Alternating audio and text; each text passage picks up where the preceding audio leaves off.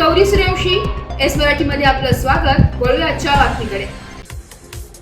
अंबड भागातील Laxminagar Sonali wine shop समोर school बसच्या धडकेत एका 19 वर्षीय तरुणाचा दुर्दैवी मृत्यू झाल्याची घटना दिनांक 31 जुलैच्या रोजी दुपारच्या वेळी घडली असून 3 वाजता अंबड पोलीस ठाण्यात अपघाताची नोंद करण्यात आली आहे। याबद्दल अधिक माहिती अशी की गौरव तुकाराम कुऱ्हाडे, वय वर्ष 19, राहणार बजरंगवाडी भिल्लोळी, हा लक्ष्मीनगर सोनाली वाईन शॉप जवळून पायी जात असताना एका अज्ञात स्कूल बसने त्याला जोरदार धडक दिली।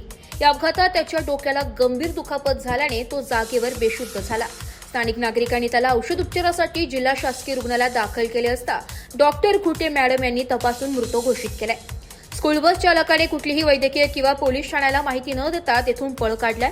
या घटनेने अंबड परिसरात हळहळ व्यक्त केली जात आहे। परिसरातील सीसीटीव्ही कॅमेऱ्याच्या आधारे अंबड पोलीस ठाण्याचे पोलीस उपनिरीक्षक फुलपगारे व पोलीस हवालदार गुंड वाहन चालकाचा तपास करीत आहे। एस मराठी न्यूजसाठी नाशिक शहर प्रतिनिधी नाशिक।